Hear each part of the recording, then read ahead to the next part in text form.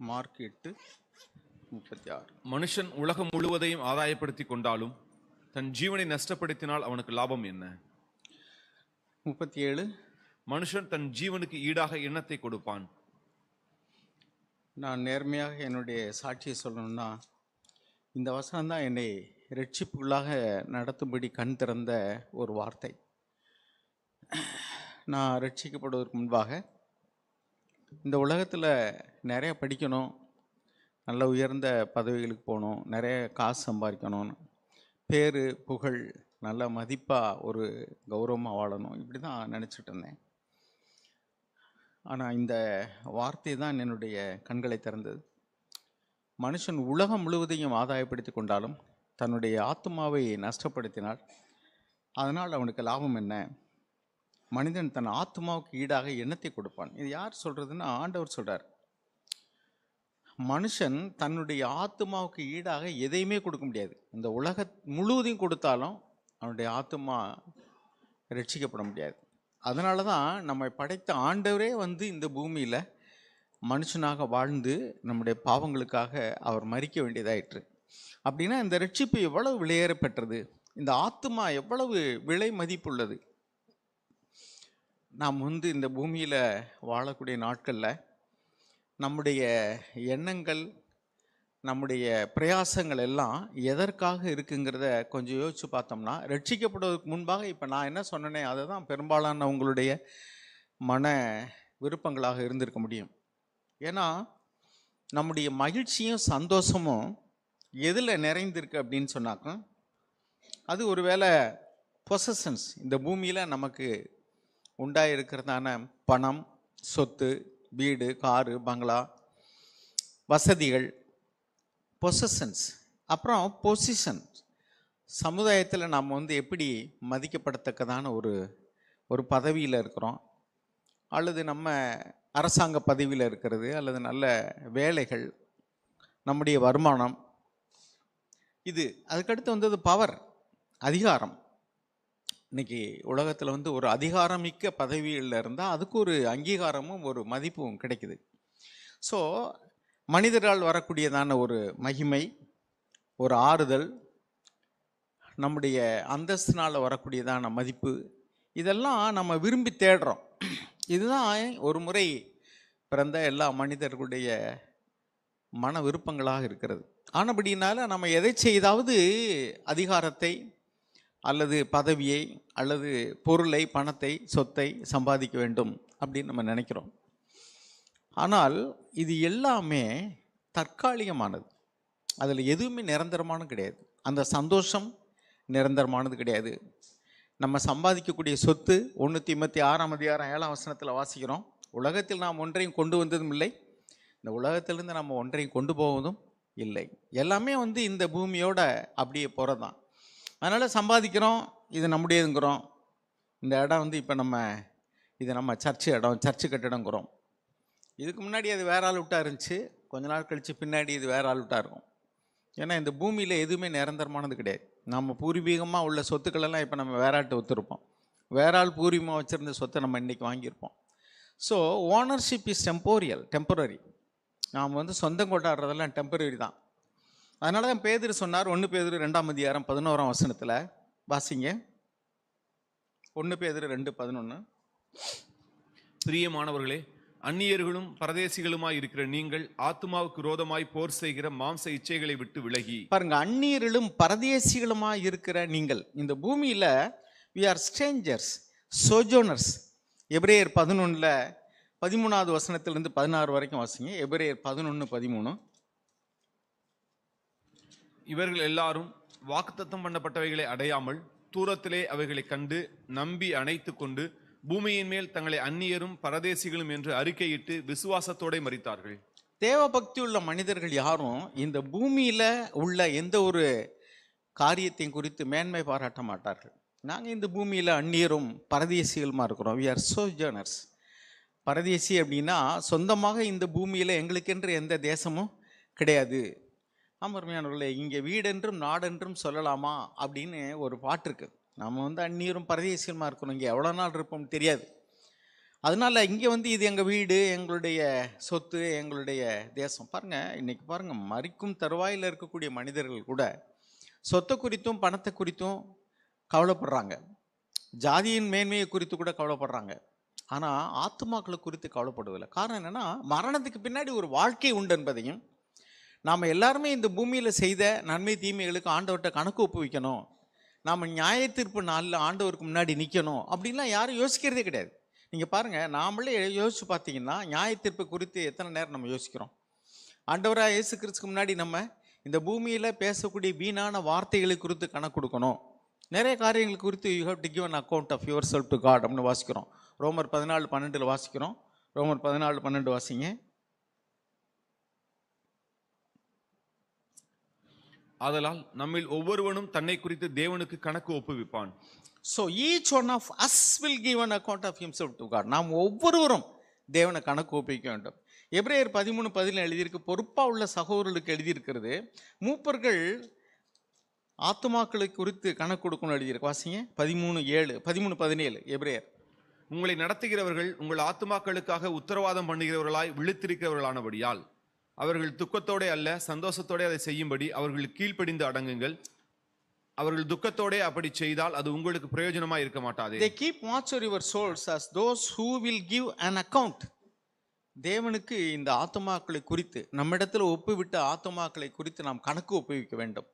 எனவே அருமையானவர்களே, இந்த பூமியில் நாம் கீழானவைகளை தேடுவதற்கு அதிக முக்கியத்துவம் கொடுக்கவே கூடாது, மேலானவைகளை தேட வேண்டும். அதான் கொலோசியர் 3 1 2 வாசிங்க. கொலோசியர் 3 1 2. நீங்கள் கிறிஸ்துவுடன் கூட எழுந்ததுண்டானால் கிறிஸ்து தேவனுடைய வலது பாரசத்தில் வீற்றிருக்கும் இடத்திலுள்ள மேலானவைகளை தேடுங்கள், பூமியில் உள்ளவைகளை அல்ல மேலானவைகளையே நாடுங்கள். Set your mind on the things above, not on the things that are on earth. நம்ம அதிக நேரங்கள் வந்து இந்த பூமியில் உள்ள பதவி, பட்டம், அதிகாரம், மனிதர்களால் வரக்கூடிய மதிப்பு, மேலதிகாரிகள் நம்மளை மெச்சிக்கொண்டா அதில் ஒரு சந்தோஷம். ஸோ அவர் ஹாப்பினஸ், அவர் pleasures is centering around people who are honoring S.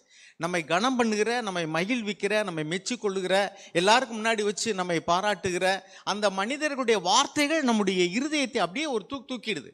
அதுக்கு அடுத்து வந்து நம்முடைய நேரம், நம்முடைய energy, everything we devote to that. அந்த பேரை பெறுவதற்காக சிலர் ஒரு பதக்கத்தை பெறுவதற்காக உயிரை கொடுத்து ஓடி பிரயாசப்பட்டு ஒரு பட்டம், ஒரு பதவி, ஒரு பேர். கொஞ்ச நாளைக்கு முன்னாடி கிரிக்கெட்டில் ஒரு கிறிஸ்தவ பொண்ணு வந்து வேர்ல்டு கிரிக்கெட்டில் ரொம்ப ஃபேமஸாக வந்து இப்போ எல்லாரும் பாராட்டினாங்க. அந்த கிரிக்கெட்லாம் விளையாடும்போது பார்த்தீங்கன்னா அப்படியே வந்து ஓன்னு அப்படியே அந்த ஆக்ஷனே நீங்கள் பார்த்தீங்கன்னா that is everything for them. எல்லாருக்கும் முன்னாடி வந்து ஒரு பேர், ஐயா ஒரு பந்தை பிடிச்சதுனால என்ன, அடித்ததுனால என்ன, ஒரு கேமில் ஜெயிச்சதுனால என்ன, ஏன்னா அதுக்கு அவ்வளவு கோடிக்கணக்கில் பணம் வருது. அநேக மனிதர்களுக்கு முன்பாக பெரிய ஹீரோ மாதிரி ஆகிடுறோம். ஓகே, அதே கிரவுண்டில் நீ செத்தாலும் அந்த கூட்டம் சில நாட்கள் உனக்காக வருத்தப்படும், அவ்வளோதான். அடுத்த பிளேயர் அந்த பிளேயர் வந்து அந்த இடத்த ரீப்ளேஸ் பண்ணிடுவான். ஸோ எல்லாமே எவ்ரிதிங் இஸ் லைக் தட். இந்த பூமியில் நம்ம ஒன்றையும் கொண்டு வந்ததில்லை அப்படின்னு என்ன அர்த்தம்? பேரை கொண்டு வரல, புகழை கொண்டு வரல, பணத்தை கொண்டு வரல, சொத்தை கொண்டு வரல, சுகத்தை கொண்டு வரல, எதையுமே நம்ம கொண்டு வரல. Everything we got it from the lord. எல்லாமே ஆண்டவரிடத்துலேருந்து பெற்றுக்கொண்டோம். ஒரு நாள் எல்லாவற்றையும் விட்டுட்டு போயிடுவோம். Everything whatever we own, நம்முடைய சொத்து, சொந்தம், பணம், அழகு, எல்லாமே everything is close in one moment. So எல்லாமே இந்த பூமியில் சாலமோன் ஞானி வந்து மாயை எல்லாம் மாயைன்னு அந்த பிரசங்கினுடைய புஸ்தகத்தில் எழுதி வச்சான். நான் விரும்பினது எல்லாவற்றையும் அனுபவித்தேன், குடித்தேன், வெறிச்சேன், என்ன, ஏன்னா அவன் ராஜா, மகாராஜா அவனுடைய பிள்ளை. அவன் நினைச்சது, அவன் கேட்டது எல்லாமே கிடைக்கும், எல்லாத்தையும் அனுபவிச்சான். கடைசி சொன்னான், எல்லாத்துலேயுமே நிரந்தரமான இன்பமே இல்லை, எவ்ரிதிங் இஸ் வெயின், எல்லாமே வீண், எல்லாமே மாயை. குடிக்கிற ஒரு சந்தோஷம் இருக்குது, அதெல்லாம் இல்லைன்னு சொல்ல முடியாது. ஏன்னா நாம் வந்து எபிரேயர் 11:24 வாசிக்கிறோம், தட் இஸ் பாசிங் ப்ளஷர்ஸ் இன் தட்னு வாசிக்கிறோம். எபிரேயர் 11:25 வாசிங்க. அனித்தியமான பாவ சந்தோஷங்களை அனுபவிப்பதை பார்க்கிலும், பாருங்க, பாவத்தில் ஒரு சந்தோஷம் இருக்குது, ஆனால் அது அனித்தியமானது. அவர் எவ்வளோ தெளிவாக சொல்கிறார் பாருங்க. பாவம் இருக்கு, அந்த பாவத்தில் ஒரு சந்தோஷம் இருக்குது, குடிக்கிறதுல ஒரு சந்தோஷம் இருக்குது, ஆனால் அது டெம்பரவரி, கொஞ்ச நேரம். சாப்பிட்றதுல ஒரு சந்தோஷம் இருக்குது, டெம்பரவரி. இங்கே விட்டு இங்கே போயிடுச்சுனால அப்புறம் வயிற்றுக்குள்ள அது இருக்கும்போது அது இனிக்கவும் செய்யாது, கசக்கவும் செய்யாது. Temporary, just passing pleasure, just pass பண்ணுறது. அதே மாதிரி தான் ஆண்கள் பெண்களுடைய சேர்க்கையோ அல்லது நாம் வந்து காண்கிறது கேட்கிறது எல்லாமே டெம்பரவரி, கொஞ்ச நேரம், சனப்பொழுது, அவ்வளோதான். மனுஷன் தன்னுடைய சொந்த ஆத்மாவினுடைய ஆத்மாவை விளைக்கரையை செலுத்தி இதுக்காக அவன் செலவழிக்கலாமா? Can you spend your soul? Can you lose your soul for this sake? பணத்தை சம்பாதிக்கிறதுக்காக தன் ஆத்மாவுக்கு விரோதமாக பொய் சொல்வதோ, ஏமாற்றுவதோ, லஞ்சம் வாங்குவதோ, திருடுவதோ, கொள்ளையடிப்பதோ, கொலை செய்வதோ, இது எல்லாத்தையும் மனுஷன் செய்கிறான். எதுக்கு? டு கெயின் சம் மணி, பணத்தை அல்லது சொத்தை. பாருங்கள், இந்த இன்னைக்கு நேற்று பேப்பரில் இன்னைக்கு பேப்பரில் பார்த்துருப்பீங்க, ராமேஸ்வரத்தில் ஒரு பள்ளிக்கூடத்துக்கு போகிற பொண்ணை வந்து நீ என்னை காதலிக்கலன்னு சொல்லிட்டு குத்தி கொண்டுட்டான். அடப்பாவி, அந்த பொண்ணுடைய வாழ்க்கையும் போச்சு, அந்த பையனுடைய வாழ்க்கையும் போச்சு. எவ்வளவு பைத்தியார்த்தனமாக இருக்கு. ஏன் தெரியுமா? அந்த பையனுடைய இருதயத்தில் இவ கிடைக்கலன்னா என் வாழ்க்கையை எனக்கு வேண்டாம் அப்படிங்கிற முடிவுக்கு வர்றான். ஸோ அவங்களுடைய லைஃபே, அவனுடைய ஆத்மா போச்சு. இப்போ அவனுடைய ஆத்மா போச்சு, அவன் இன்னொரு ஆத்மாவையும் கெடுத்துட்டான். ஏன்னா இந்த வேல்யூ சிஸ்டம், அவன் வந்து எதை மதிக்கிறான்? இந்த பெண்ணை நான் அடையணும், இந்த சொத்தை நான் அடையணும், எப்படியாவது இந்த இடத்த நான் வாங்கிடணும், எப்படியாவது நான் இந்த காரை வாங்கிடணும், இந்த பங்களா வாங்கிடணும், அல்லது இந்த பதவி அடைஞ்சிடணும். பாருங்கள், உலகத்தில் பதவி மோகம் பிடிச்சி அலையிறாங்க. அரசியலில் ஒருத்தன் கொல்றதுக்கு, அடிக்கிறதுக்கு, வெட்டுறதுக்கு, குத்துறதுக்கு, சண்டை போடுறதுக்கு, எதுக்கு வேணாலும் தயார். பதவிக்கு எவ்வளோ நாள்? ஒரு 5 வருஷம் இருப்பான். அடப்பாவி, 5 வருஷம் கழித்து அட்ரஸ் இல்லாதவன கூட இருக்கலாம். உயர் பதவிகளில் இருக்கிறாங்க, எந்திரிச்சுட்டா ஒரு 100 பேர் சல்யூட் அடிப்பான் அரசியலில் தலைவனாக இருக்கும்போது. அடுத்த 5 வருஷம் கழித்து பதவி ஏறிட்டு இறங்கிட்டா சல்யூட் அடித்த உடனே விலங்கு தூக்கிட்டு வந்து கையில் மாட்ட வந்தாலும் வருவான். வாயா உள்ள உடனே ஜெயிலில் அடைக்கிறதுக்கு. இந்த 5 வருஷம் அவன் வந்து ஒரு 10 பேர் சல்யூட் அடிக்கிறதுக்கு, ஒரு 100 பேர் வாழ்கன்னு சொல்கிறதுக்கு என்னெல்லாம் பாடுபடுறான்.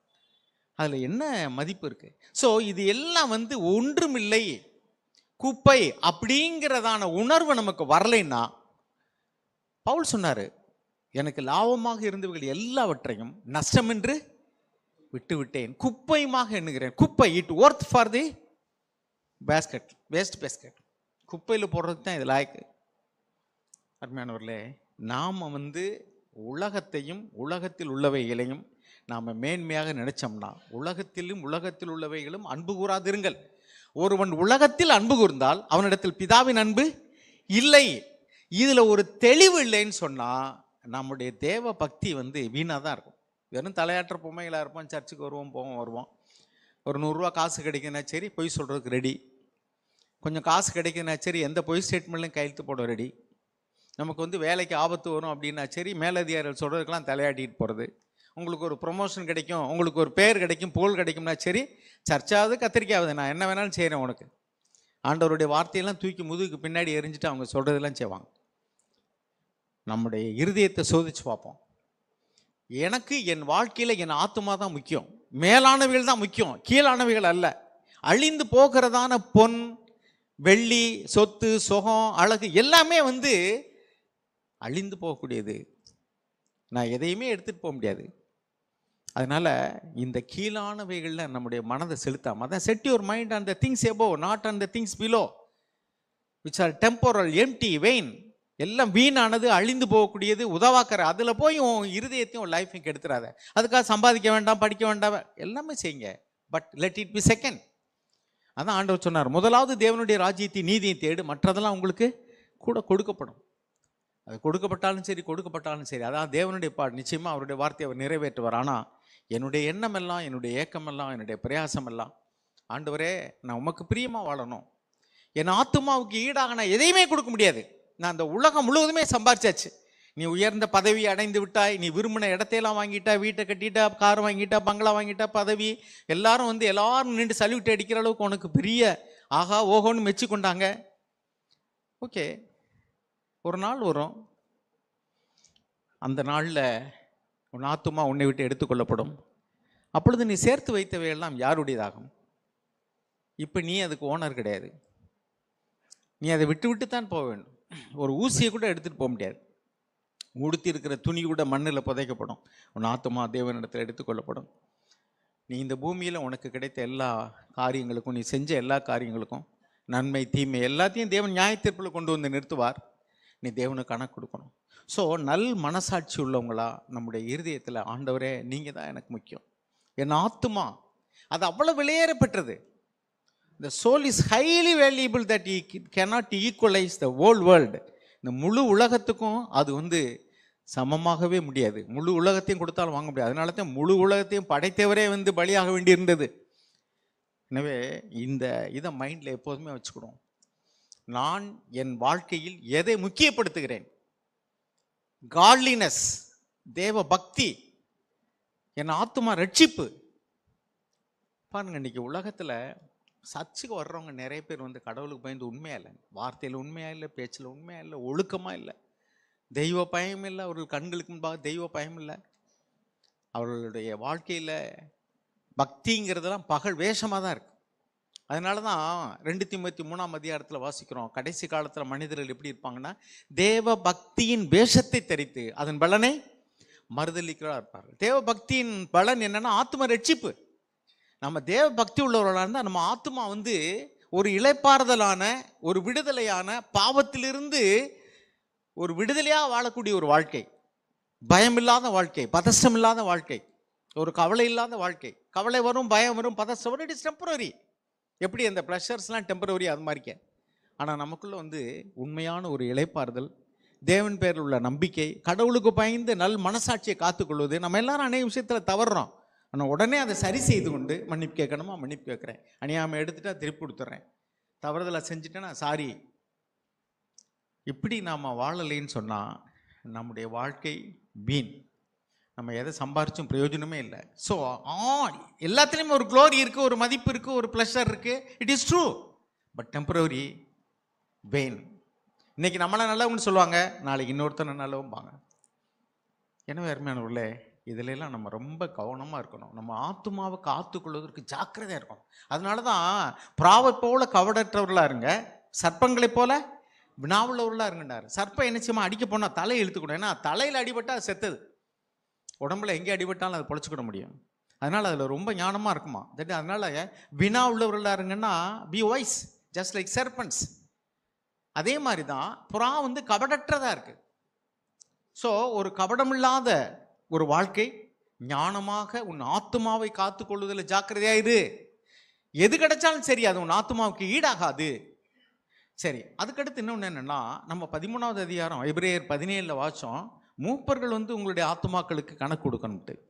ஆண்டவர் சொன்னார், உனக்கு எது கொடுக்கப்படுகிறதோ அதுக்கு நீ கணக்கு ஒப்புவிக்கணும். கொஞ்சமாக கொடுத்தா கொஞ்சமாக கணக்கைப்பார். பாருங்கள், முதலாவது as parents I want to give my opinion. பெற்றோர்களாகிய நாம், அதுலேயும் இளம் வயதில் உள்ள பிள்ளைகளை வச்சுருக்கவங்க, தயவுசெய்து கவனிங்க. உங்களுடைய வாழ்க்கை உங்கள் பிள்ளைகளுக்கு மாதிரியாக இருக்கணும். நீங்கள் தேவ பக்திக்குரிய அல்லது மேலான காரியத்துக்கு தான் முக்கியத்துவம் கொடுக்குறீங்கிறத உங்கள் பிள்ளைகள் பார்க்கணும். எங்கள் அப்பா பணம்னு ஓட மாட்டார், பணம் சம்பாதிப்பார், நேர்மையாக சம்பாதிப்பார். நேர்மையற்ற வழியில் வரக்கூடிய பணத்துக்கு அவர் பின்னாடி போக மாட்டார். பொய் சொல்லி, ஏமாற்றி, திருடி, லஞ்சம் வாங்கி, அல்லது இங்கே ஒன்று பேசி அங்கே ஒன்று பேசி அப்படிலாம் நான் பணம் சம்பாதிக்க மாட்டார். எங்கள் அப்பா தேவ பக்தி உள்ளவர், அதனால் நேர்மையாக வாழ, உண்மையாக வாழ விரும்புகிறாருங்கிற அந்த பிள்ளைகளுக்கு தெரியணும். அந்த பிள்ளைகளை வளர்ப்பதில் நீங்கள் அதிக ஜாக்கிரதையாக இருக்கணும். மூப்பொருளுக்குள்ள அந்த கண்டிஷன்ஸில், நிபந்தனைகளில் ஒன்று வாசிக்க விரும்புகிறேன். 1 தீமோத்தேயு 3ஆம் அதிகாரம் 4-5 வாசிங்க. 1 தீமோத்தேயு 3:4-5. இன்றைக்கி நேற்று கூட நீங்கள் டெய்லி டிவோஷன் கேட்டிருந்தீங்கன்னா அப்புறம் சாக் சொல்லார். உங்கள் சர்ச்சில் நீங்கள் யாரை பேச அனுமதிப்பீங்கன்னு கேட்டால் நான் என்ன சொல்லுவேன், 5 கண்டிஷன் சொன்னார். அவர்கள் தாழ்மை உள்ளவர்களா, அவர்கள் சாதாரண மனிதர் கூட அவங்களை ஈஸியாக அப்ரோச் பண்ண முடியுமா, அப்புறம் அப்படி நிறைய கண்டிஷன். அதில் ஒன்று என்னென்னா, அவருடைய பிள்ளைகள் தேவ பக்தி உள்ளவங்களா இருக்கிறாங்களா. ஏன்னா அவங்க தான் கூடவே இருக்கிறாங்க, அவருடைய க்ளோஸாக இருக்கக்கூடிய ஊழியக்காரர்கள். ஊழியம் செய்கிறது இல்லைன்னா எல்டர்ஸாக இருந்தால் அப்படி, அல்லது உங்களுடைய க்ளோஸ் ஃப்ரெண்ட்ஸு, அவங்க யார், அவங்க தேவ பக்தி உள்ளவங்களா, அவங்க பணத்தை கையாளக்கூடிய விதம் எப்படி இருக்குது. இப்படி அடுக்கடுக்காக 5 பாயிண்ட்ஸ் அவர் சொன்னார். நீங்கள் கேட்டிருப்பீங்க அருமையானவர்களே. இதில் ஒன்று பிள்ளைகளை வளர்க்குறது, அதுலேயும் மூப்பர்கள். தயவுசெய்து உங்கள் பிள்ளைகளை குறித்து ரொம்ப கேர்ஃபுல்லாக இருங்க. நம்முடைய பிள்ளைகள், நான் நேர்மையாக இருக்கிறேன், என் பிள்ளை நேர்மையாக தான் இருக்குன்னு நினைக்கவே நினைக்காதீங்க. இன்றைக்கி தான் நம்ம நேர்மையாக இருக்கிறோம், நேற்று நம்ம நேர்மையாக இல்லை. நம்முடைய கடந்த கால வாழ்க்கை இப்படி இல்லை. அதனால நான் சரியானவனாக இல்லை என்றால் என்னுடைய பிள்ளைகள் அப்படி தான் இருக்கும். யாராவது உங்கள் பிள்ளைகளை குறித்து யாராவது வந்து ஒரு குறை சொன்னாங்கன்னாக்கா அது எப்படி நீ சொல்ல போச்சுன்னு சொல்லாதீங்க. நான் யோக்கியமானவன் இல்லை, என் பிள்ளை எப்படி யோக்கியமானதாக இருக்கும்? Maybe something wrong. நான் மோசமான நிலைமையிலேருந்து வந்தவன் தான், அதனால் என் பிள்ளைகள் அப்படி இருக்கலாம்னு நினைக்கணும். உங்கள் பிள்ளைகளை வளர்க்குறதுல ஜாக்கிரதையாக இருக்கும்படிக்கு நான் சில ஹிண்ட்ஸு சொல்கிறேன். உங்கள் பிள்ளைகளுடைய ஸ்பிரிச்சுவல் டெம்பரேச்சரை கவனிச்சிட்டே வாங்க. எப்படி உடம்புல காய்ச்சல்னாக்கும் 99 டிகிரிக்கு மேலே போச்சுன்னா அது காய்ச்சல்னு சொல்கிறாங்கல்ல, அது மாதிரிக்க நம்முடைய பிள்ளைகளுடைய நிலைமையை கண்காணிச்சுட்டு வந்தீங்கன்னா அவங்க வேதம் வாசிக்கிறதுல எப்படி இருக்காங்க, அவர்களுடைய நெருக்கமான நண்பர்கள் ஆவிக்குரியவர்களா உலகத்துக்குரியவர்களா, அவர்கள் என்ன மாதிரி ட்ரெஸ் பண்ணுறாங்க, இதுல எல்லாம் ஏதாவது சேஞ்ச் இருக்கான்னு பாருங்கள். அவர்கள் சபைக்கு எடுத்த காரியங்களில் எம்மாதிரி ஈடுபாடு உள்ளவங்களா இருக்கிறாங்க, அவங்களுடைய க்ளோஸ் ஃப்ரெண்ட்ஸ் வந்து ஆவிக்குரியவர்களா உலகத்துக்குரியவர்களா, அவர்களுடைய இருதயம் இப்பொழுது வந்து உலக பிரகாரமான பதவி பட்டம் வசதி அலங்காரமான ட்ரெஸ்ஸு ஆடம்பரமான வாழ்க்கை இப்படி போய்கிட்டு இருக்கா, அல்லது அவர்கள் தேவனை பிரியப்படுத்தி தேவ பக்தி உள்ள ஒரு வாழ்க்கை வாழ விரும்புகிறார்களா? அவர்கள் நன்றாக இருக்கிறார்கள், நீங்கள் இப்போ விட்டுட்டீங்க, அவங்க சரியா இல்லை, பி கேர்ஃபுல். உங்களுக்கிடத்துல தேவன் ஒப்புவித்த பிள்ளைகளுக்கு நீங்கள் கணக்கு கொடுக்கணும். இங்கே என்ன எழுதியிருக்கு? சொந்த குடும்பத்தை நன்றாக விசாரிக்கலைன்னு சொன்னால் அவர்கள் தேவனுடைய சபையை எப்படி விசாரிப்பான்? நான் பார்த்துருக்கேன், சில எல்டர்ஸுடைய பிள்ளைகள் வந்து சபையில் வசனம் சொல்லும்போது திணறுவாங்க. பெரும்பாலும் எல்டர்ஸுடைய பிள்ளைகள் தான் சின்ன பிள்ளைகள் சபையில் இங்கிட்டு குறுக்க இருக்கும்போது ஓடிக்கிட்டு இருப்பாங்க. ஏன் தெரியுமா? நம்ம அப்பா எல்டரு, அவங்கள எல்லாரும் மதிப்பாங்க. ஸோ அவங்க பிள்ளைகள் தப்பு பண்ணால் யாரும் கேட்க மாட்டாங்க. ஆனால் நான் சொல்கிறேன், மூப்பர்களுடைய பிள்ளைகள் சபையில் ஒழுக்கமாக இருக்கணும், மற்றவர்களுக்கு மாதிரியாக இருக்கணும். ஒரு இடத்துல ஒரு சகோதரர் சொன்னார், அந்த சண்டே கிளாஸுக்கு கொண்டாந்து விடுறதுல ஒரு மூப்பர் வந்து தன்னுடைய பிள்ளையை லேட்டாக கூப்பிட்டு வருவாராம். அவர் சொன்னால், நான் கேட்டேன், நீங்களே பிள்ளையை லேட்டாக கொண்டாந்து விட்டீங்கன்னா மற்ற பிள்ளைகள் சரியாகலைன்னு நீங்கள் எப்படி கேட்க முடியும்? அவர் கரெக்ட் ஆகிட்டார், நல்ல பிரதர், அதனால் கரெக்ட் பண்ணிக்கிட்டார். ஏன்னா உங்களுடைய பிள்ளைகளே சபையில் ஒழுங்காக வசனம் சொல்ல, ஏங்க அவங்க பள்ளிக்கூடத்துக்கு போயிட்டு வந்து எவ்வளோ பெரிய புத்தகத்தை படிக்கிறாங்க, எவ்வளோ ஹோம்ஒர்க் பண்ணுறாங்க, ஒரு வாரத்தில் ஒரு வசனம் சொல்லி கொடுக்குறத வந்து திக்காமல் சொல்லக்கூடியதை கண்காணிக்கிறதுக்கு அந்த தாய்க்கோ தகப்பனுக்கோ நேரம் இல்லைன்னா தே டோன்ட் வேல்யூ காட்லினஸ். தேவ பக்தியை ஆத்துமாவை அவங்க வந்து மதிக்கலை. அவங்களுடைய பார்வையில் பள்ளிக்கூடத்துக்கு ஹோம்ஒர்க் பண்ணணும், பள்ளிக்கூடத்துக்கு கரெக்டான டயத்துக்கு போகணும், ஆனால் சர்ச்சுக்கு லேட்டாக வரலாம். பைபிள் படிக்கிறதுல ஒன்றும் பிரச்சனை கிடையாது, 2 தடவை சொல்லிக் கொடுப்பாங்க, படிக்கலாம் சரியாக படிக்கலை அப்படின்னு விட்டுருவாங்க. ஓகே, உங்களில் பிள்ளைகள் ஃபெயிலாக போனால் நீங்கள் அப்படி கவனமீனமாக இருப்பீங்களே, எவ்வளோ வருத்தப்படுவீங்க, ஐயோ என் பிள்ளை போச்சேன்னு. அந்த பிள்ளைகளுடைய ஆத்மாவை இழந்துருது, அதை குறித்து கவலைப்படுறோமா? தேவ பக்திக்குரிய காரியத்தில் நம்ம கவனம் செலுத்தலைன்னு சொன்னால் அந்த பிள்ளைகளுடைய எதிர்கால வாழ்க்கையே சூன்யமாக போயிடும். பைபிள் எழுதியிருக்கு, பிள்ளையானவன் நடத்த வேண்டிய வழியில் அவன் சிறு பிள்ளையாக இருக்கும்போதே நடத்து, அவன் முதிர் வயதிலும் அதை விடாதிருப்பான். சின்ன பிள்ளையில் அவனுடைய இருதயத்தில் நீங்கள் தேவ பக்திக்குரியதான காரியத்தையும், the importance of the soul, ஆத்மாவினுடைய முக்கியத்துவம், value, godly values, divine values, தெய்வீக தேவனுடைய பார்வையில் முக்கியமான காரியங்களை அவருடைய இருதயத்தில் பதிச்சிட்டிங்கன்னா அது முதிர் வயதிலும் விடாது. மோசையை வளர்த்த தாய் கொஞ்ச காலம் தான் அவளுக்கு பால் ஊட்டி வளர்த்தாள். அந்த நாட்களில் அவள் ஊட்டி வளர்த்ததான அவள் போதித்ததான காரியம்தான் அவன் அரண்மனையில் போய் எத்தனையோ வருஷங்கள் இருக்கும் பொழுதும் கூட அவன் சுற்றி இருக்கிறவர்கள்லாம் மோசமானவர்களும் அவன் ஆத்துமாவை மயில்விப்பதற்கு, அவனுடைய மனதை மயில்விப்பதற்கு என்ன கேட்டாலும் கிடைக்கும். அவன் எதை வேணாலும் பார்க்கலாம், எதை வேணாலும் அனுபவிக்கலாம், குடிக்கலாம், சாப்பிடலாம், உடுத்தலாம். ஆனால் அங்கேயும் அவன் மோசம் போதாதபடிக்கு அவனை குறித்து இங்கே எழுதி இருக்கிறது. எபிரேயர் 11:24-27 என்ன வாச்சோம்? அவன் வந்து தன்னுடைய அந்தஸ்து, அந்த பதவி, அந்த ராஜ குமாரனுக்கு உள்ளதான அனுபவிக்கக்கூடியதான எல்லா வசதிகளும் இருந்தும் கூட தேவ பக்தியுள்ள ஜனங்களோட துன்பப்படுவதையே அவன் தெரிந்து கொண்டான். அடிமைகளாக இருக்கக்கூடிய தன்னுடைய ஜனங்களோடு கூட தேவ பக்தியுள்ளவர்களாய் நடப்பதற்கு அவன் விருப்பமுள்ளவனாக இருந்தான்.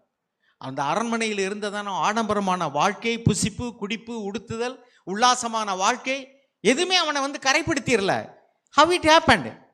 இளம் வயதில் கொஞ்ச நாள் அடிமையாக இருந்த ஒரு தாய் அவனுடைய இருதயத்தில் வைத்து விட்டதான விலையேற பெற்ற பொக்கிஷமாகிய அந்த தேவ பக்திக்குரிய ரகசியம், அந்த இதை நீ பொய் சொல்லக்கூடாது, நீ பெரியவங்களை ஏற்று பேசக்கூடாது. நீ பாருங்கள், நிறைய பிள்ளைகள் வந்து பொய் சொல்கிறாங்க, பொல்லாத வார்த்தைகளை பேசுகிறாங்க. பெரியவர்களை நான்லாம் என்னுடைய பையன் பிள்ளைகள்கிட்ட வளர்க்கும்போது அக்கான்னு தான் சொல்லணும், சும்மா வெறுமனே பேரை சொல்லி கூடக்கூடாது. 2 வயசு 3 வயசு பிள்ளைகளை கூட சும்மா பேரை சொல்லி கூப்பிடக்கூடாது. நான் பார்த்துருக்கேன், சில பிள்ளைகள் வளர்ந்துடுறாங்க, +2 படிக்கிற பையனும் 8ஆம் கிளாஸ் படிக்கிற பையனும் ஒன்றா தான் இருப்பான். இவன் அவனை பேரை சொல்லி கூப்பிடும், அவன் இவனை பேரை சொல்லி கூப்பிடும். ஏன் நம்ம சொல்லணும், இந்த பாரு உன்னை விட வயசில் மூத்தவன், பெற்றோர்கள் இதில் கவனமாக இருக்கணும். நம்முடைய பிள்ளைகள் மோசம் போனால் நீங்கள் தான் கணக்கு கொடுக்கணும். உங்களுடைய பிள்ளைகள் அவங்கள காட்டில் வயசில் மூத்தவங்களை மரியாதை இல்லாமல் பேசுகிறாங்க, தனக்கு ஈக்குவலாக நடத்துகிறாங்கன்னா they are not respecting the older people. இப்போ நீங்கள் அந்த பிள்ளையினுடைய இருதயத்தில் உன்னை விட வயசில் மூத்தவங்க யாராக இருந்தாலும் சரி அண்ணேன்னு சொல்லி பேரை சொல்லு. மொட்டையாக பேரை சொல்லக்கூடாது, போவான்னு பேசக்கூடாது. வயசில் மூத்தவங்க இளையவங்களை அப்படி பேசிட்டா கூட இளையவங்க மூத்தவங்களை பேசக்கூடாது. இப்படிலாம் நீங்கள் சொல்லி வளர்த்தீங்கன்னா உங்கள் பிள்ளைகள் நல்லா இருப்பாங்க. It will go well with you. தாயை மரியாதை குறைச்சல பேசக்கூடாது, தகப்பனை மரியாதை குறைச்சல பேசக்கூடாது, பொய் பேசக்கூடாது. ஆமான்னா ஆமா, இல்லைன்னா இல்லைன்னு சொல்லு. ஆமருமையானவர்களே, அந்த பிள்ளைகளுக்கு அந்த காட்லி வேல்யூஸை அவங்களுடைய மனசில் வைக்கணும். படிப்பில் ஃபெயிலாக பண்ணாலும் பரவாயில்ல, பார்த்து எழுதாத, காப்பி அடித்து நீ மார்க் வாங்கிட்டு வர வேண்டாம், அப்படி நீங்கள் சொல்லிக் கொடுக்கணும். நீ ஹார்ட் ஒர்க் பண்ணு, மார்க் கம்மியாக வந்தால் பரவாயில்ல. பிரதர் சாக் அப்படி தான் சொல்லிக் கொடுத்துருக்காரு. ஹார்ட் ஒர்க் பண்ணு, உன்னால் முடிஞ்ச அளவுக்கு நல்லா படி. உனக்கு தேவன் கொடுத்துருக்கிற திறமை ஒருவேளை நீ ஃபஸ்ட் மார்க் வாங்க முடியாமல் போகலாம், பரவாயில்ல. பெஸ்ட் மார்க் வாங்க முடியாமல் போகலாம், பரவாயில்ல. ஆனால் நீ படிக்கணும். உனக்கு கிடைச்ச நேரத்தை பயன்படுத்தி, உனக்கு தேவன் கொடுத்துருக்க அறிவை பயன்படுத்தி, வாய்ப்புகளை பயன்படுத்தி நல்லா படி. மார்க்கு கிடைக்கலன்னா பரவாயில்ல. அதுக்காக நீ பார்த்து எழுதியோ தப்பு பண்ணியோ ஃப்ராட் பண்ணியோ. ஒரு ஊரில் பேப்பரில் படிச்சிருப்பீங்க, தன்னுடைய பிள்ளைக்கு போட்டியாக இன்னொரு பையன் இருக்கிறாங்கிறதுக்காக ஒரு தாய் போய் மற்றவங்களுக்கு தெரியாமல் ஒரு கூல் ட்ரிங்க்ஸில் விஷத்தை கலந்து கொடுத்து அந்த பிள்ளை செத்து போச்சுங்க. அந்த பையன் காரணம் என்னென்னா, தன்னுடைய பிள்ளையை காட்டிலும் அவன் முதல்ல இருக்கிறாங்கிறதுக்காக தன்னுடைய பிள்ளையை போட்டி போட்டு அவனை ஜெயிக்க முடியல, அதனால் பிள்ளையை கொண்டுட்டான். இப்போ இன்னைக்கு ஜெயிலில் இருக்கா. அந்த பிள்ளை எப்படி படிப்பா? அந்த பிள்ளையினுடைய வாழ்க்கையும் போச்சு. ஏன்னா தாய் ஜெயிலில் இருந்தால் பிள்ளை எப்படி படிக்கும்? இப்போ எவ்வளோ மோசமானது பாருங்கள். காரணம் என்னன்னா, இந்த உலகத்தில் எப்படியாவது என் பிள்ளை ஃபஸ்ட்டாக வரணும், பெஸ்ட்டாக வரணும். நேர்மையான வழியில் அதை அடைய முடியலைன்னு சொன்னால் குறுக்கு வழியில் போய் தவறான வழியிலையாவது திருடியாவது, லஞ்சம் வாங்கியாவது, ஏமாத்தியாவது, கொன்னாவது, கொலை செஞ்சாவது பதவி அடையணும், பட்டத்தை வாங்கணும், காசை வாங்கணும், பணத்தை சம்பாதிக்கணும், பேரை வாங்கணும், புகழை வாங்கணும். இதுக்கு என்னமாவது வேல்யூ இருக்கா? எல்லாமே அழிந்து போகக்கூடியது, அற்பமானது. அதனுக்கு மக்கள் மத்தியில் கிடைக்கக்கூடிய மரியாதையும் கூட டெம்பரரி தான். அமரிமையானவர்களே, நாம் தேவ பக்திக்குரியதான வாழ்க்கையினுடைய மேன்மையை அவருடைய இருதயத்தில் பதிக்க வைக்கணும். பாருங்க, தேவ பக்தி உள்ள மனிதர்கள் கூட பழைய ஏற்பாட்டின் காலத்தில் வாசிக்கிறோம், பிள்ளைகளை வளர்ப்பதில் தோத்து போயிட்டாங்க. தாவீது நல்ல தேவ மனுஷன், தேவனுக்கு ஏற்ற அவனுடைய இருதயத்திற்கு ஏற்ற மனுஷன் தான் நம்ம வாசிக்கிறோம். ஆனால் அவன் பிள்ளைகளை வளர்ப்பதில் அவன் நல்ல திறமையாசாலி கிடையாது. அவனுடைய பிள்ளை நம்ம ராஜாக்கள் புஸ்தகத்தில் 1ஆம் அதிகாரத்தில் படித்து பார்த்தீங்கன்னா, 1 ராஜாக்களில் அவனுடைய பிள்ளைகளில் வளர்க்குறதுல இஸ் எ ஃபெயிலியர். அவனுடைய பிள்ளைகள்லாம் ஒருத்தன் பதவிக்காக சண்டை போட்டுக்கிட்டாங்க, பாலியல் இச்சையில் விழுந்து மோசம் போயிட்டாங்க. சாலமோன் தேவனுடைய ஆசீர்வாதத்தை பெற்ற பின்னாடி அவன் ஆதியில் இருந்த பக்தியை விட்டுட்டு கடைசியில் பார்த்தீங்கன்னாக்கும் ஏராளமான பெண்களை விவாகம் பண்ணி தேவன் செய்யக்கூடாதுன்னு சொன்ன காரியத்தையெல்லாம் செஞ்சு விக்கிரக கோயில்களை கட்டுகிறவனும் அந்த மனைவிமார்களை பிரியப்படுத்துறதுக்காக அவன் விக்கிரக கோயிலை கட்டினான். தேவனை விட்டு தூரம் போயிட்டான். He lost his soul. அவன் எழுதின நீதிமொழிகள் இருக்கு. சாலமோன் ஞானிங்கிறான். அவன் கட்டின தேவாலயம் இருந்தது முதல்ல, நல்ல தேவாலயத்தில் தேவனுடைய மகிமை நிரம்பினது. கடைசியில் he lost everything. When he was dying, the Lord was angry with him. அவன் சாகிற காலத்தில் தேவன் அவனிடத்தில் கோபமாக இருந்தான். அவன் பெற்ற மகிமைக்கு என்ன பேர் இருக்குது, என்ன பிரயோஜனம் இருக்குது யோசிச்சு பாருங்க. அதான் ஆண்டவர் சொன்னார், நீ உலகம் முழுவதும் ஆதாயப்படுத்தி கொண்டாலும் உன் ஆத்துமாவை நஷ்டப்படுத்தினால் அதனால் உனக்கு லாபம் என்ன? எதையுமே கொண்டு வந்ததில் எதையுமே கொண்டு போக போகிறதில்ல. ஏப்பா விட்டுட்டு போகிறதுக்காக ஏப்பா நீ இவ்வளோ பிரயாசப்படுற? கொஞ்ச நேரம் அனுபவிச்சுட்டு அதை ஒன்றுமில்லாமல் போகிற யூஸ்லெஸ் திங்கிக்காக எதுக்காக எவ்வளோ வேல்யூபிள் நீ யோசிச்சுக்கங்கிறாரு. அதே மாதிரி அந்த பிள்ளைகள் தூசணமான வார்த்தைகளை பேசுறது, பொல்லாத வார்த்தைகளை பேசுறது. ஒரு வார்த்தை தூசணமான வார்த்தை வந்தால் கூட சுள்ளுன்னு ஒரு அடி கொடுங்க, தடிப்பு விழுகட்டும் முதுகுல. பொய் பேசக்கூடாது, பெரியவங்களை மரியாதையாக பேசணும். பிச்சை எடுக்கிறவங்க வீட்டுக்கு முன்னாடி ஐயா சாமின்னு சொன்னால் கூட அவங்கள நீ மரியாதையாக தான் பேசணும். ஒரு முறை பிரதர் சாக் பிச்சை எடுக்கிறவங்கள்ட்ட நான் கொஞ்சம் மரியாதை குறைச்சலாக பேசிட்டேன்னு போய் மன்னிப்பு கேட்டேன்னு சொன்னார்.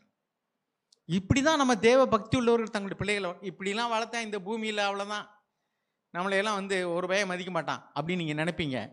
தேவன் உங்களை உயர்த்துவார். தேவன் வாக்கு பண்ணுறாரு, என்னை கனம் பண்ணுகிறவர்களே நான் கனம் பண்ணுவேன், என்னை கனவீனம் பண்ணுகிறவர்கள் கனவீனம் அடைவார்கள். நம்முடைய பிள்ளைகள் வெளியூரில் தங்கி படிக்கிறாங்க. எத்தனை பெற்றோர்கள் டெய்லி அவங்களோட பேசுகிறீங்க, யூ ஸ்பெண்ட் சம் டைம். நீங்கள் அவங்ககிட்ட கேட்டு நீங்கள் எப்படி நேரத்தை செலவழிக்கிறேன், இன்றைக்கி என்ன வேலை பார்த்தா, எங்கே போனால் வந்தால், அவங்களுக்கு ஒரு ஆறுதல் தேவை. இன்னைக்கு பிள்ளைகளை குற்றப்படுத்திடலாம் ஈஸியா. They are passing through heavy pressure. நாமெல்லாம் வாலிபர்களாக இருக்கும்போது இல்லாத காரியங்களை இன்னைக்கு அந்த பிள்ளைகள் அனுபவிக்கிறாங்க. மீடியாக்கள் ஒரு பக்கம், வேர்ல்ட்லி ஃப்ரெண்ட்ஸ் ஒரு பக்கம், அவங்களுடைய உலக கவர்ச்சியாகிய மாய ஒரு பக்கம், ஆடம்பரமான வாழ்க்கை, அலங்காரமான வாழ்க்கை, அவங்க ட்ரெஸ் பண்ணுறதுல சோதிக்கப்படுறாங்க. அவங்களுடைய ஃப்ரெண்ட்ஸ் எல்லாம் ஒரு வேர்ல்ட்லியாக ட்ரெஸ் பண்ணுறாங்க, இம்மாடஸ்டாக ட்ரெஸ் பண்ணுறாங்க, ஒழுக்கமாக இல்லை. அதே மாதிரி நம்மளும் ட்ரெஸ் பண்ணணும்னு அவங்க சோதிக்கப்படுறாங்க. கெட்ட நண்பர்கள், ஆண்களாக இருந்தால் குடிக்கிறதுக்கும் போதைப் பொருளுக்கு அடிமையாகிறாங்க. உலக நண்பர்களோடு சேர்ந்து அவர்களுடைய பழக்க வழக்கங்கள் மாறுகிறது. நீங்கள் வீட்டுக்கு வந்தோன்னு அவங்க ட்ரெஸ்ஸை பார்த்துட்டு எனக்கு என்ன விட்றீங்க? அருமையானவர்களே, உங்களுடைய பிள்ளைகள், ஆண் பிள்ளைகளோ பெண் பிள்ளைகளோ வெளியூரில் இருக்கிறாங்கன்னாக்கா டெய்லி அந்த பிள்ளைகளோட பேசுங்க. அவங்க சர்ச்சுக்கு ஒழுங்காக போகிறாங்களான்னு வாட்ச் பண்ணுங்க. அந்த பிள்ளைகள் சொல்லுவாங்க, ஏதாவது 1008 காரணத்தை சொல்லி they will deceive you, they will deceive themselves. உங்களை ஏமாத்திடுவாங்க, அவங்களுடைய வாழ்க்கையை பாழாக்கிடுவாங்க. காரணம் என்னன்னா, அவங்களுக்கு அறியாம அவங்க சொல்லுவாங்க, இன்னைக்கு ஏன் சர்ச்சுக்கு போகல, இன்னைக்கு ரொம்ப வேலையாகி போச்சு, நைட் ஷிஃப்ட் பார்த்தேன், தூக்கம் வந்துருச்சு, நான் இன்னைக்கு போகலைனாக்க என்னுடைய பாஸ் என்னை திட்டுவார், எனக்கு ப்ரொமோஷன் கிடைக்காது, எனக்கு வேலை பெர்மனெண்ட்டாக, 1008 காரணத்தை சொல்லுவாங்க. அருமையானவர்களே, தேவ பக்தி தான் நமக்கு முக்கியம் சொன்னா, ஒரு நாள் 2 நாள் ஏதோ ஒரு முக்கியமான காரியம் அப்படின்னா ஓகே. அதே மாதிரிக்கு பிள்ளைகள் படித்து பரீட்சை எழுதுறாங்க, ஏதாவது காம்படிட்டிவ் எக்ஸாம் போகிறாங்க, ஒரு நாள் ஓகே லீவ் இட். ஒரு நாள் சர்ச்சுக்கு வரலைன்னா பாவம் நம்ம சொல்கிறதில்ல. ஆனால் அது தொடர்கதையானால், நாளைக்கு பரீட்சை இருக்கு, நான் படிக்கணும், இன்னைக்கு சர்ச்சுக்கு வரல, என்னைக்கு ஒரு நாள்னா ஓகே, என்னைக்கு ஒரு நாள் சுகவீனம் வரல. But if it continues, you must know that spiritual temperature is going down. அவங்களுடைய ஆவிக்குரிய அவங்களுடைய நிலைமை, மனநிலைமை பின்மாற்றமாக போய் கொண்டிருக்கிறது. அவர்கள் பைபிள் படிக்கிறாங்களா டெய்லி? நான் இங்கே இருக்கிற என்னுடைய மகனுடைய பிள்ளைகள் சென்னையில் உள்ள சர்ச்சில் திருமலை வாயில வசனம் சொல்லுவாங்க. எவ்ரி வீக் நாங்கள் பார்த்துட்டு நீ இப்படி சொல்கிற, இப்படி நல்லா இல்லைன்னு நான் சொல்லுவேன். எத்தனை பெற்றோர்கள் நம்ம சர்ச்சுக்கு வந்துட்டு இங்கே சரியாக வசனம் சொல்லணும் எனக்குன்னு இருக்கிறாங்க. இந்த வாரம் சரியாக சொல்லலை, அடுத்த வாரம் சரியாக சொல்கிறாங்கன்னு பார்க்கணும்ல, என்ன சொல்கிறீங்க? ஆக சர்ச்சுக்கு வர்றவங்க பிள்ளைகள் எப்படி பைபிள் படிக்கிறாங்க, எப்படி வசனம் படிக்கிறாங்கன்னு நீங்கள் கவனமாக இருக்கணும். அவங்கள உட்கார சொல்லணும். அவங்க எப்படி பைபிள் படிக்கிறாங்க, எப்படி ஜெபம் பண்ணுறாங்க, அவங்க ஒழுக்கமாக இருக்கிறாங்களா, பெரியவங்களை மதிக்கிறாங்களா, அவங்களுடைய பேசக்கூடிய வார்த்தைகள் ஒழுக்கமுள்ளதாக இருக்கா, இதெல்லாம் நம்ம கவனிக்கணும். பெற்றோர்கள் சபைக்கு வர்றவங்க நம்முடைய பிள்ளைகள் ஒழுக்கமுள்ளவங்களா இல்லைன்னா அவங்கள கண்டிக்கணும். இப்படி இல்லைன்னு சொன்னால் நம்முடைய தேவ பக்தி வீணாக இருக்கும். எனவே அருமையானவர்களே, உங்களுடைய பிள்ளைகள் எப்படி வளர்கிறாங்கன்னு பாருங்கள். வெளியூர்களில் உங்களுடைய பிள்ளைகள் இருந்தாங்கன்னா அவங்களோட டெய்லி பேசுங்க. அவங்க கடந்து போகக்கூடிய வாழ்க்கையை குறித்து ஒரு அக்கறையாக இருங்க. அவங்க பைபிள் படிக்கிறாங்களா, ஜெபம் பண்ணுறாங்களா, ஒழுக்கமாக இருக்கிறாங்களா, அவங்களுடைய நண்பர்கள் யார், அவர்கள் பணத்தை எப்படி செலவழிக்கிறாங்க, அவர் நேரத்தை எப்படி செலவழிக்கிறாங்க, அவங்க எந்த மாதிரியான நண்பர்களோடு கூட பழகுறாங்க, அவங்க வாழ்க்கையில் முதல்ல எப்படி இருந்துச்சு, இப்போ எப்படி இருக்கிறாங்க, இதையெல்லாம் நீங்கள் கண்காணிக்கணும். அப்படி இல்லைன்னா நம்முடைய பிள்ளைகள் மோசம் போயிடுவாங்க. அதனால் நாம் நம்முடைய பிள்ளைகளை குறித்து கரிசனையாக இருங்க, சொந்த வாழ்க்கையை குறித்து கவனமாக இருங்க. நம்முடைய ஆத்மா வெளியேற பெற்றது. நம்ம ஒரு காலம் ஆத்மாவுக்கு ஈடாக வேறு எதையுமே கொடுக்கவே முடியாது. ஓகே, நம்ம ஒரு ஜெபம் பண்ணுவோமா? இறக்கமுள்ள எங்கள் நல்ல தகப்பனே, எங்கள் சொந்த வாழ்க்கையில் நாங்கள் எங்கள் ஆத்மாவுக்கு ஈடாக எதையுமே கொடுக்க முடியாது. நாங்கள் ஆண்டவரே தெய்வ பயத்தோடு கூட மேன்மையானதை தேட உதவி செய்யுங்க. இந்த உலக இன்பங்களுக்காகவும் உலகத்தில் மேன்மையாக எண்ணப்படுவதற்காகவும் எங்கள் ஆத்மாக்களை இழந்து விடாதபடி ஜாக்கிரதையாக இருக்க உதவி செய்யுங்க. எங்கள் பிள்ளைகளை வளர்ப்பதில் ஆண்டவரே நாங்கள் மிகுந்த ஜாக்கிரதையாக இருக்க உதவி செய்யுங்க. அந்த பிள்ளைகள் பலவிதமான பாடுகள், கஷ்டங்களுக்குள்ளாக கடந்து போகிறார்கள், சோதனைக்குள்ளாக கடந்து போகிறார்கள். அவர்களை நாங்கள் எப்பொழுதும் ஜெபத்தில் தாங்க உதவி செய்யுங்க. ஒவ்வொரு நாளும் அவர்களுக்காக ஜெபிக்க உதவி செய்யுங்கப்பா. அவருடைய ஆத்துமாக்களுக்கு விரோதமாக போர் செய்கிற எல்லா விதமான இச்சைகளுக்கும், எல்லா விதமான பாடுகள், கஷ்டங்களுக்கும் அந்த பிள்ளைகளுக்கு ஆண்டவரே நாங்கள் சப்போர்ட்டாக இருக்க உதவி செய்யுங்க. அந்த பிள்ளைகளை எச்சரிக்க உதவி செய்யுங்க, புத்தி சொல்ல உதவி செய்யுங்க. அவருடைய ஆத்துமாக்களுக்கு நாங்கள் கண்காணிகளாக இருக்க உதவி செய்யுங்க. எங்களிடத்தில் ஒப்புவித்ததான அந்த கொஞ்சம் பிள்ளைகளை குறித்து நாங்கள் கரிசனையாக இருக்க உதவி செய்யுங்க.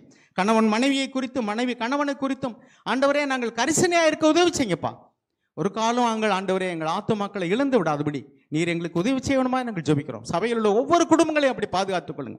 ஒவ்வொரு பிள்ளைகளையும் நீங்கள் பேர்வாக ஆசீர்வதித்து பாதுகாத்துக் கொள்ளுங்க. இயேசுவின் நாமத்தில் பிதாவே, ஆமென்.